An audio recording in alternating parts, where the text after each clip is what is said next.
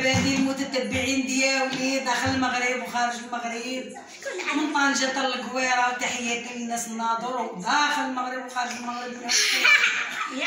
ايوا تحياتي لكم كبيره بزاف، وتوحشتكم والله الا توحشتكم بزاف المتتبعين ديالي، وكنبغيكم وكنموت عليكم، وبلا بكم نتوما ما نسوى انا والو.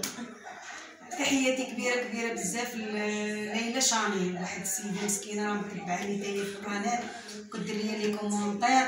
تحياتي للحوريه مولات الحلوى حتى هي متبعاني مسكينه دائما، تلقى لي كومونتير ديالنا كاملين نتوما عزاز عليا.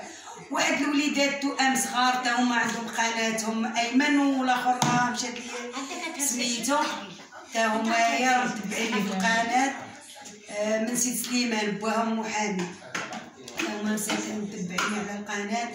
تحياتي ليهم هما كبيره بزاف، وانتم المتتبعين ديالي العزاز الغاليين. كثروا لي لايك، لا يسهل عليكم، لا يسهل عليكم لما كثروا لي من لايكيو ليا هما عفسوا.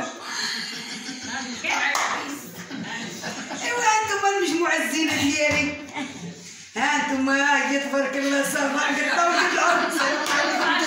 ها انتم نشكركم والله الا عزينات العونيه، واخا عيانه مسكينه ما قدرتش تقول لي لا، وهذه ما عرفتش شكون ويلي اختي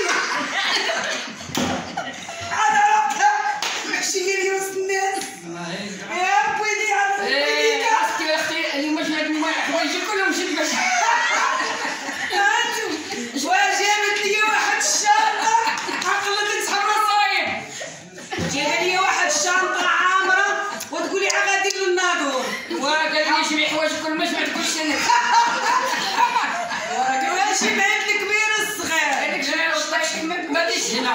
واحد السيده اختي احتراماتي للمتتبعين ديالي بغيت نهضر عليها شويه. انت اختي اللي كتهضري راه ما عندك حتى علاقه باللعابات، واللعابات ما عندك بهم حتى علاقه، واش تبارك الله اللعابات منورين ومرضيين الوالدين من طنجه حتى للقويره، وانت راه عشتي راسك في هذا الفن ما فهمتش، وكتهضري بزاف من دار لدار وكتجبدي بنادم بكلام العار حشومه. بنادم ما يبقاش على كيف فمو غادي شد فمو شويه عطيتها العاصفه